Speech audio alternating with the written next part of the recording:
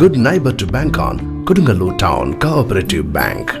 17 ബ്രാഞ്ചുകളിലും anywhere banking സംവിധാനം. സഹകരണ മേഖലയിലെ റിസർവ് ബാങ്ക് ലൈസൻസ് ഉള്ള കൊടുങ്ങല്ലൂരിലെ ഏക കോഓപ്പറേറ്റീവ് ബാങ്ക് എന്ന ബഹുമതിയും KTC ബാങ്കിന് സ്വന്തം. Good neighbour to bank on Kodungallur town cooperative bank. ത്രിതല പഞ്ചായത്ത് തെരഞ്ഞെടുപ്പിൽ NDA സഖ്യം വൻ മുന്നേറ്റം നടത്തുമെന്ന് BDJS സൗത്ത് സോൺ ജില്ലാ പ്രസിഡന്റ് PK രവീന്ദ്രൻ. ആസന്നമായ ത്രിതല പഞ്ചായത്ത് തെരഞ്ഞെടുപ്പിൽ ജില്ലയിൽ NDA സഖ്യം വൻ മുന്നേറ്റം നടത്തുമെന്ന് ജില്ലാ south zone president PK Raveendran പറഞ്ഞു.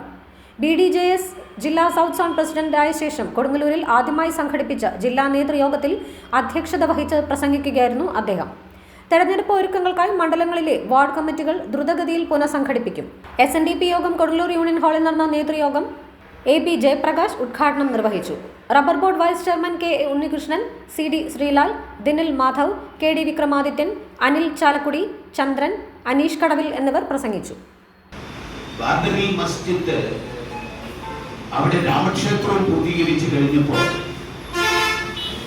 അന്നത്തെ ബാബറി മസ്ജിദ് പൊളിച്ച കേസിന് ആ കേസ് നടത്തിക്കൊണ്ട് അവസാനം വിധി കൽപ്പിച്ച സുപ്രീം കോടതിയുടെ ബഹുമാന്യനായ ചീഫ് ജസ്റ്റിസ് ചന്ദ്രചൂഡ് അവർ ഇന്നലെ ഒരു സ്റ്റേറ്റ്മെന്റിൽ പ്രകടിപ്പിച്ചത് ബാബറി മസ്ജിദ് അവിടെ സ്ഥാപിക്കുന്നതിന് മുമ്പ് അവിടെ ഒരു ക്ഷേത്രമുണ്ടായിരുന്നു എന്നും ഇവിടുത്തെ ആർക്കിയോളജിക്കൽ വിഭാഗം അത് കൃത്യതയോടുകൂടി കണ്ടെത്തിയിരുന്നു എന്നും ആ ക്ഷേത്രം പൊളിച്ചിട്ടാണ് ബാബറി മസ്ജിദ് ഉണ്ടാക്കിയത് എന്നും അദ്ദേഹം പത്രപ്രവർത്തകരുടെ ചോദ്യത്തിന് മറുപടി പറഞ്ഞു.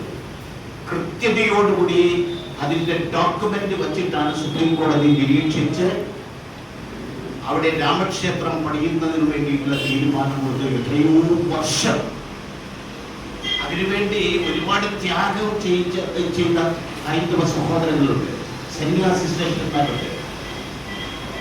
എല്ലാവരെയും മുൻമൂലയിൽ നിർത്തിക്കൊണ്ട് ഇവിടുത്തെ ഒരു മതവിഭാഗം അത് എങ്ങനെ കോടതി വഴി നീട്ടിക്കൊണ്ടുപോയി അവിടെ അത് യഥാർത്ഥത്തിൽ ക്ഷേത്രമായിരുന്നു എന്നും ആ ക്ഷേത്രം പൊളിച്ചിട്ടാണ് അവിടെ അമ്പലം അവിടെ ബാബരി മസ്ജിദ് വന്നതെന്നും ഒക്കെയുള്ള സുപ്രീം കോടതി വിധി വെച്ചിട്ട് അവിടെ രാമക്ഷേത്രം പണിയാൻ അനുവാദം നൽകുകയും രാമക്ഷേത്രം ഗംഭീരമായിട്ട് അവിടെ പണി നിർത്തുകയും ചെയ്ത് കഴിഞ്ഞിരിക്കുക.